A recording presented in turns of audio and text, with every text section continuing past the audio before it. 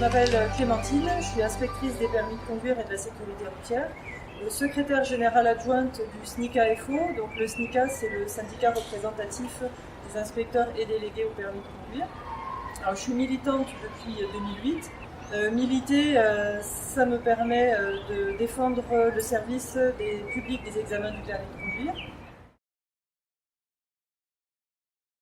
Depuis quelques années, le service public des examens du permis de conduire est la cible d'attaques répétées qui visent toutes le même objectif, c'est la privatisation, l'externalisation des missions. On a déjà perdu l'épreuve théorique générale, donc le fameux code de la route.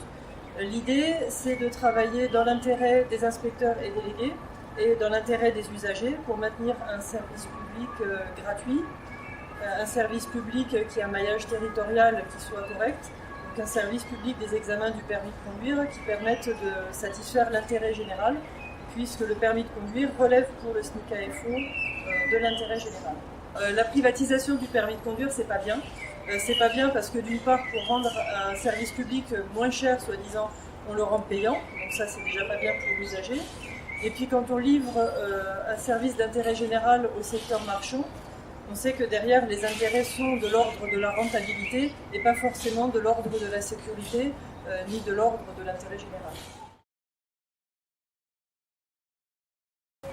Alors, les délais d'attente, c'est un constat qu'on ne partage pas avec l'administration, puisque ce sont des délais qui ont été surévalués et très largement pour justifier de la réforme, alors que sur le terrain, les délais sont très très largement inférieurs à ce qui est dit dans la presse. L'engagement syndical, c'est le moyen de défendre les salariés, de défendre les collègues, de défendre ses missions, de défendre les statuts. Et on ne voit pas comment faire autrement que par l'engagement syndical. En tout cas, dans mon cas, je ne vois pas comment faire autrement que comme ça. Voilà, c'est la seule solution, donc on les invite tous à nous rejoindre, à s'informer, à nous rencontrer, de façon à être bien conscients de ce qui se passe et à trouver les moyens de réagir, de se battre ensemble.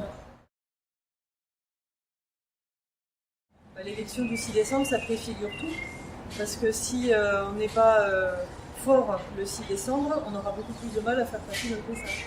On va le tourner dans l'autre sens. En étant fort le 6 décembre, on aura beaucoup plus de facilité à faire passer les messages, à se faire entendre et à porter la voix des collègues.